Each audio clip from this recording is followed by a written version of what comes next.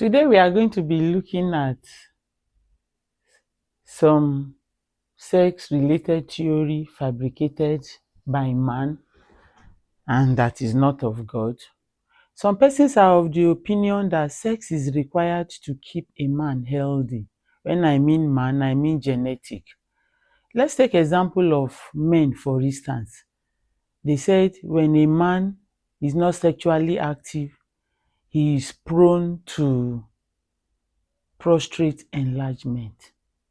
No, that was not the purpose of God, because we have in the Bible and even in our contemporary men who are not sexually active, who lived healthily and lived up to their old age, fulfilled old age.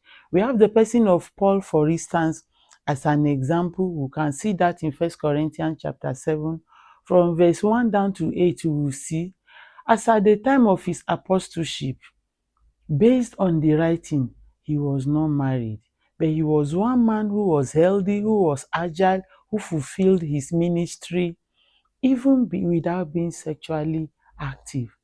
And then some persons are of the opinion also that when a woman is not sexually active, she is prone to having fibroid. No. The Bible also tells us, if we look at the book of Luke chapter 2 from verse 36, is a story of a woman, prophetess Anna, who got married, and within 7 years of her marriage, her husband died. And the Bible says she lived for 84 years as a widow, serving the Lord in the temple of the Lord without being married again. So you can imagine, she was a widow for 84 years. She was married for 7 years.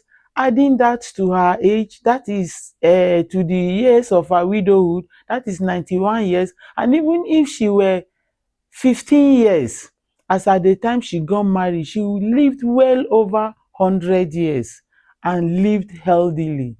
So if sex were what was required for her to live healthily, then she wouldn't have lived up to that. So these theories are man-made, and they are the reason why men indulge in sexual impure activities. Stay with God.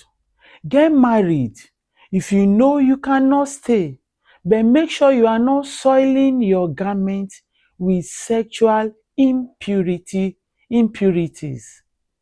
Remember, our keynote for the month and for the rest of our lives is every unrepentant, sexual impure person will not make it to heaven, cannot see God. I know you want to see God at the end of your sojourn here on earth, so you will keep yourself sexually pure. My name is Mrs. Elizabeth Kadiri, the woman with inner beauty. I remain an advocate for sexual purity, both for the male and the female, both for the young and the old, both for the married and unmarried. God bless you. See you in our next video as you stay in tune with us for the month. Thank you.